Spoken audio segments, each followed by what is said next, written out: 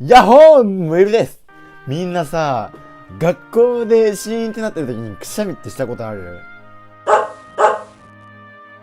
おい、よー、出ぞ出ぞ。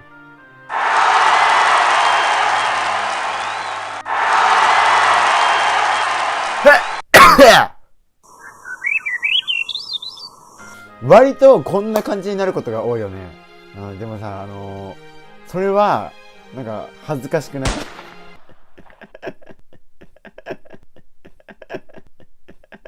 たくさん笑ってもらえば、なんとも思わないと思うの。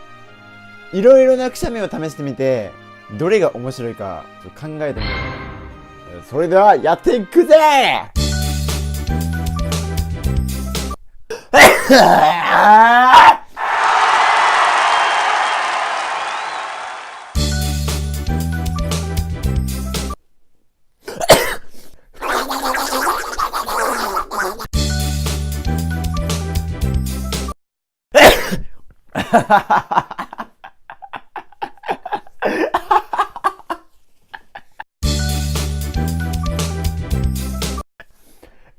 レンジャー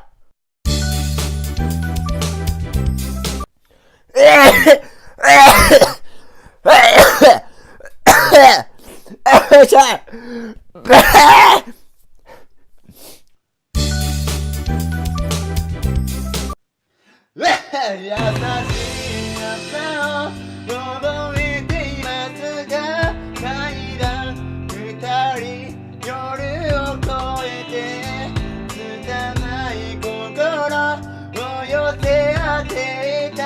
昨日のこと明日のことね、どうやったってこの街が変わっていくのは仕方がないから、言葉で埋めた迷路を失う日々の中で座り込んだまま取り残されるのは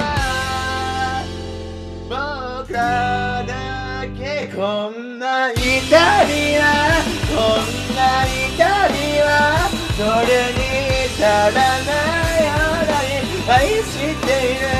こんな小さなこんな小さな体で溺れないようにもがいていた。